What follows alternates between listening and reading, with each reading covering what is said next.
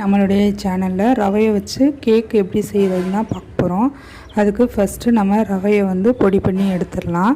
இன்றைக்கி நான் 1 கப் அளவுக்கு ரவை வந்து எடுத்திருக்கேன். நான் வந்து 1 கப் அளவுக்கு ரவை வந்து எடுத்துக்கிறேன். இதை மிக்ஸி ஜாரில் சேர்த்துட்டு நல்லா பொடி பண்ணி எடுத்துடலாம். இது ரொம்ப நைஸாக அரைக்கணும்னு அவசியம் இல்லை. நம்ம மிக்ஸியில் எவ்வளோ தூரத்துக்கு அரைப்படுதோ அந்த அளவுக்கு அரைச்சி எடுத்துக்கலாம். இதை ஃபஸ்ட்டு நான் அரைச்சி எடுத்துகிட்டு வந்துடுறேன். ரொம்ப நைஸாக அரைக்கணும்னு அவசியம் இல்லை, கொஞ்சம் கொரப்பாகவே இருக்கட்டும். இப்போ இதை நம்ம ஓரமாக எடுத்து வச்சிடலாம்.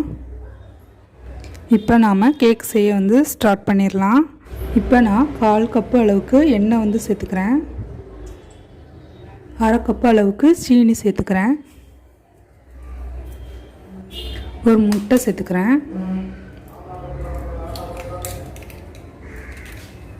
இப்போ 1/2 கப் அளவுக்கு பால் சேர்த்துக்கிறேன். இது இப்போ எல்லாத்தையும் நல்லா நம்ம மிக்ஸ் பண்ணி விட்டுறலாம்.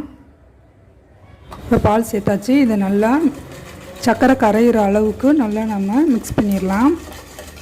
இது நம்ம எக்கு இல்லாமல் தயிர் போட்டும் செய்யலாம். அதுவும் நான் எப்படி செய்கிறேன்னு செஞ்சு காட்டுறேன் என்னுடைய சேனலில். இப்போ வந்து எக்கு போட்டு நம்ம ரவா கேக் செய்கிறோம். இன்னொன்று எக்கு இல்லாமல் ரவா கேக் எப்படி செய்கிறது ரெண்டையுமே நம்ம பார்க்கலாம். இப்போ சீனி, எண்ணெய், பால் எல்லாமே நல்லா மிக்ஸ் ஆகி வரணும். அது வரைக்கும் நம்ம இதை பீட் பண்ணி விட்டுறலாம். பாருங்கள், சர்க்கரையெல்லாம் நல்லா கரைஞ்சி நல்லா ஒன்றோடு ஒன்றா நல்லா மிக்ஸ் ஆகிடுச்சு. இந்த ஸ்டேஜில் நம்ம அரைச்சி வச்சுருந்தா ரவையும் இது கூடயே சேர்த்து மிக்ஸ் பண்ணிடலாம்.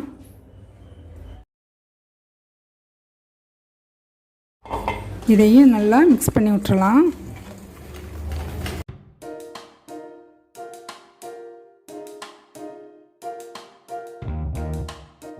இப்போ ரவையும் நல்லா மிக்ஸ் பண்ணி விட்டாச்சு.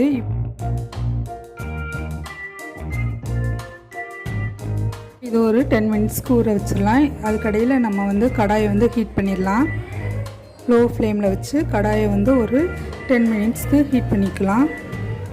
இப்போ இந்த மாதிரி ஒரு ஸ்டாண்ட் இருந்தால் இந்த கடாய்க்குள்ளே வச்சு நம்ம வந்து இதை ஹீட் பண்ண விட்டுறலாம். அது வரைக்கும் ரவையும் நல்லா வரட்டும். இப்போ கடாய் ஹீட் ஆகிற வரைக்கும் நம்ம வந்து வெயிட் பண்ணலாம். இப்போ நம்ம கொஞ்சோண்டு பாதாம் பருப்பையும் முந்திரி பருப்பையும் மிக்ஸியில் வந்து 1-2 அரைச்சி எடுத்துடலாம். உங்களுக்கு இது தேவையில்லைன்னா விட்டுறலாம். உங்களுக்கு எவ்வளோ தேவையோ அந்த அளவுக்கு நட்ஸ் வந்து சேர்த்துக்கலாம். இப்போ இதை நான் 1-2 அரைச்சி எடுத்துகிட்டு வந்துடுறேன். இப்போ இந்த மாதிரி நான் அரைச்சி எடுத்துட்டேன். இதை வந்து நம்ம கேக் மிக்ஸரோடு நம்ம இப்போ வந்து சேர்க்கணும். அது வரைக்கும் கேக்கு நம்ம பேக் பண்ண ஆரம்பிக்கும்போது இந்த இதை வந்து நம்ம அதை கூட சேர்த்துக்கலாம். இப்போ நம்ம கேக் ஊற்றி பேக் பண்ண போகிற அந்த ட்ரேயும் ரெடி பண்ணிடலாம். அதுக்கு கொஞ்சோண்டு ஆயில் சேர்த்துக்கிறேன். அந்த ட்ரேயில் இது நல்லா அப்ளை பண்ணி விட்டுறலாம், எல்லா இடத்துலையும் படுற மாதிரி.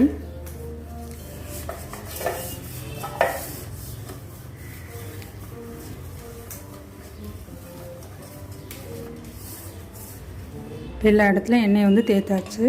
இது மாதிரி ஒரு A4 சீட் பேப்பர் இருந்தால் அதை வந்து இதில் போட்டுக்கலாம். இல்லை பட்டர் பேப்பர் இருந்தால் அதையும் போட்டுக்கலாம். இதுக்கு மேலேயும் எண்ணெய் போட்டு தேய்ச்சி விட்டுறலாம். எண்ணெய் சேர்த்து நல்லா தேய்ச்சி விட்டுறலாம். அப்போனா தான் கேக் வந்து நல்லா ஒட்டாமல் வரும். இப்போ ஃபுல்லாக அப்ளை பண்ணியாச்சு. இப்போ 10 மினிட்ஸ் ஆயிடுச்சு. இப்போ எப்படி ஊறி வந்துருக்குன்னு நம்ம கேக்கை பார்க்கலாம். இப்போ 10 மினிட்ஸ் ஆயிடுச்சு. இது நல்லா மிக்ஸ் பண்ணி விட்டுறலாம். பாருங்கள், நல்லா கொஞ்சம் கெட்டியாகிடுச்சு.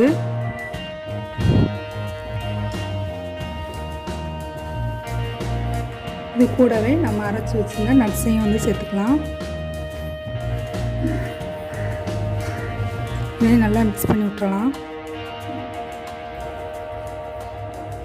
ஒரே டைரக்ஷன்லேயே தான் நம்ம கேக் செய்யும்போது மிக்ஸ் பண்ணி விடணும். 1/2 டீஸ்பூன் அளவுக்கு பேக்கிங் சோடா சேர்த்துக்கிறேன். 1 டீஸ்பூன் அளவுக்கு பேக்கிங் பவுடர் சேர்த்துக்கிறேன். கூடவே கொஞ்சோண்டு சால்ட்டு வந்து சேர்த்துக்கிறேன். நம்ம எந்த இனிப்பு பலகாரம் செய்யும்போது சால்ட்டு சேர்த்தோம்னா நல்லா கொஞ்சம் இனிப்பாக தூக்கி கொடுக்கும். அதனால் வந்து கொஞ்சோண்டு உப்பு சேர்த்துக்கிறேன். இது எல்லாத்தையும் நல்லா மிக்ஸ் பண்ணி விட்டுறலாம்.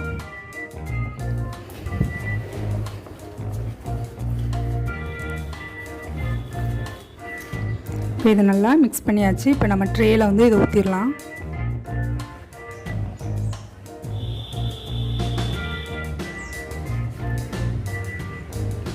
இது வந்து லோ ஃப்ளேமில் வச்சு ஒரு 60 மினிட்ஸ் ஆகும் இது ரெடி ஆகுறதுக்கு.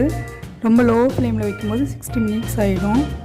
அது வரைக்கும் நம்ம வெயிட் பண்ணி இதை பேக் பண்ணி எடுக்கணும். இப்போ இது கூட கொஞ்சோன்னு முந்திரி பருப்பு வந்து சேர்த்துக்கிறேன் மேலே. இது ஆப்ஷனல் தான், வேணால் சேர்த்துக்கோங்க, இல்லைன்னா வேணாம். கொஞ்சம் டெக்கரேஷனுக்காக நான் சேர்த்துக்கிறேன்.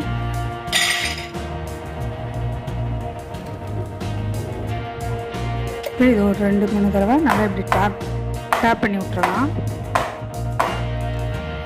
இப்போ கடாயும் வந்து ஹீட் ஆகிடுச்சு. இப்போ நம்ம இதை தூக்கி கடாயில் வச்சிடலாம். இப்போ கடாய் வந்து நல்லா ஹீட் ஆகிடுச்சு. இப்போ நம்ம மூடி வச்சிடலாம். கேக் ரெடி ஆயிடுச்சான்னு செக் பண்ணி பார்க்கலாம். கேக்கு நல்லா வெந்துருச்சு. இப்போ அடுப்பு ஆஃப் பண்ணிடலாம். இப்போ இதை நம்ம கடாயிலேருந்து எடுத்துடலாம். இது நல்லா ஆறுனதுக்கப்புறமா கட் பண்ணி எடுத்துக்கலாம். எப்போயுமே கேக் ஆறுனதுக்கப்புறம் தான் நல்லா ஸ்பாஞ்சியாக இருக்கும். இது ஒரு மணி நேரத்துக்கு ஆற விட்டுறலாம். பாருங்கள், சைடெலாம் நல்லா ப்ரௌன் ஆகி நல்லா பாருங்கள். இது நல்லா ஆறுனதுக்கப்புறமா நம்ம கவுத்தி போட்டு வெட்டி எடுத்துக்கலாம்.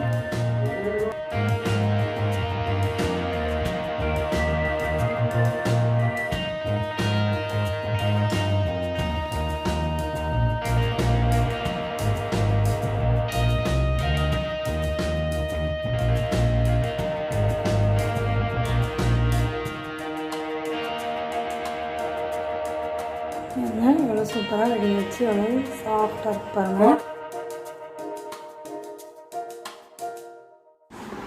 அடுத்து வந்து எக்கு இல்லாமல் தயிர் யூஸ் பண்ணி ரவா கேக் எப்படி செய்கிறது வந்து பார்க்கலாம் வாங்க.